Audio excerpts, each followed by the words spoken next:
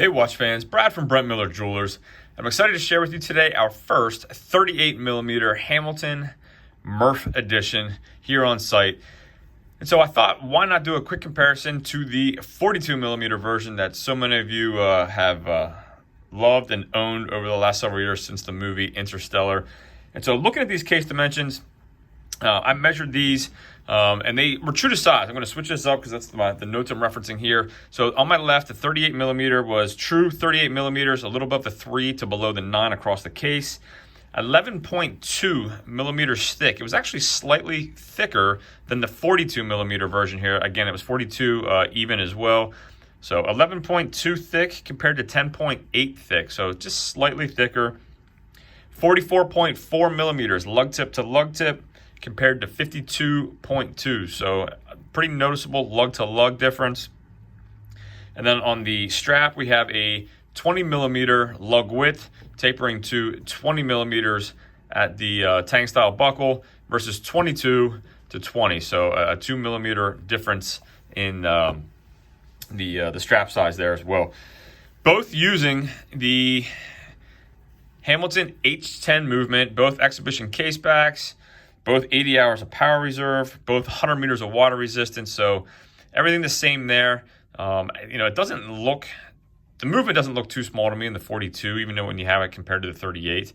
The one thing I will note is the 42 does not list any type of AR coding on the Hamilton website, and I don't think it has any compared to the 38, which does have AR listed on the underside of the crystal. And just looking at it from the naked eye, I do think it has a better anti-glare, just looking at it, which leads me to believe this really does not, the 42 does not have the AR coding on either side.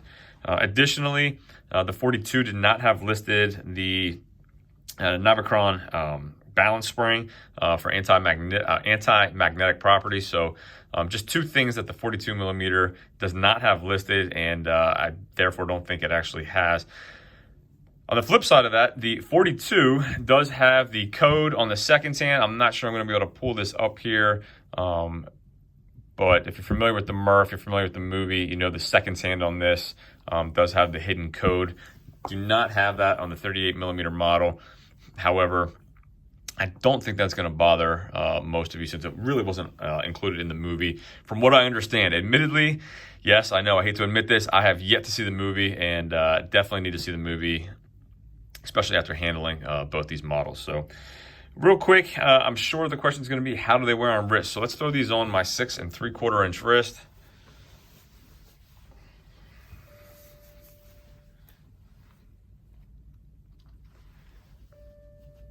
Again, this is the 42mm model.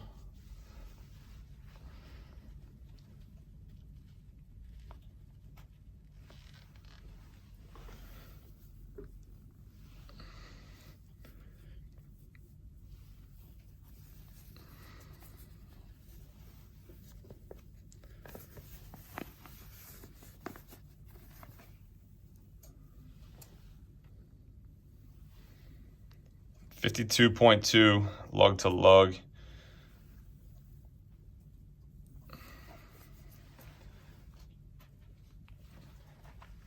And the 38mm model.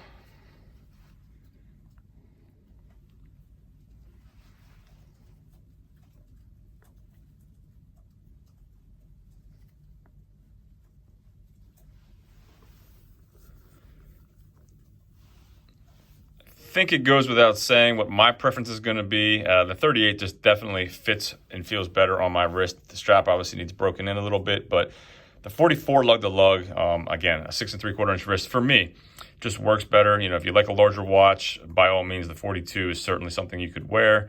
But I'm glad to see Hamilton finally offer this watch in the smaller size for most of us who have been asking for it. Price difference, $100, $895 for the 38 versus $995 on the 42. I think they're both really just great options depending on your size preference. So let me know what you think in the comments. Are you happy to see the 38mm variant being offered, or are you going to stick with the 42 if you already own one? As always, thanks for viewing. If there's anything I can do for you, email me, brad@brentlmiller.com, and we'll see you in the next video.